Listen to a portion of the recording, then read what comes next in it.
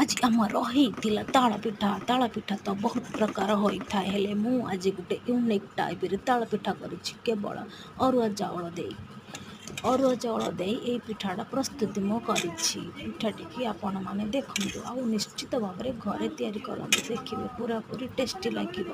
Main କଥା ହେଇଗଲା ଯେ ଯେଉଁ ହାଣ୍ଡିରେ ମୁଁ ବସେଇଥିଲି ସେ ହାଣ୍ଡିରେ ଅଳ୍ପ କିଛି ମୁଁ ପାଣି ଦେଇଥିଲି, ତା ଉପରେ ବାଉଁଶ କାଠିକି ପୁରା ଭଲ ଭାବେ ସଜେଇ ଦେଇଥିଲି, ତାପରେ କଦଳୀପତ୍ର ରଖିଦେଇଥିଲି, ତାପରେ ଯାଇ ମୁଁ ସବୁ ତାଟିଆ ଗୁଡ଼ାକ ସମାନ ଭାବେ ରଖିଦେଇଥିଲି। ଆପଣମାନେ ଚାହିଁଲେ ଗ୍ଲାସ୍ ବି ନେଇପାରିବେ, ତାଟିଆ ବି ନେଇପାରିବେ, କିନ୍ତୁ ମୋ ପାଖରେ ଖାଲି ତାଟିଆ ହିଁ ଆଭେଲେବଲ୍ ଥିଲା, ମୁଁ ତାଟିଆ ହିଁ ନେଇଛି। ଯେହେତୁ ମୋର ଛୋଟ ଜାଗା ଥିଲା, ମୁଁ ଗ୍ଲାସ୍ ରଖିବା ପାଇଁ ମୋର ସେତିକି କନସେଣ୍ଟ୍ରିଂ ହେଇପାରିଲାନି, ସେଥିପାଇଁ ମୁଁ କେବଳ ତାଟିଆ ହିଁ ଦେଇଛି। ଆପଣମାନେ ଚାହିଁଲେ ଗ୍ଲାସ୍ରେ ବି କରିପାରିବେ। ଯଦି ମୋର ଭିଡ଼ିଓଟି ଆପଣମାନଙ୍କୁ ଭଲ ଲାଗିଛି ଯିବା ଆଗରେ ସବସ୍କ୍ରାଇବ୍ କରିକି ଯିବେ। ଟାଟା।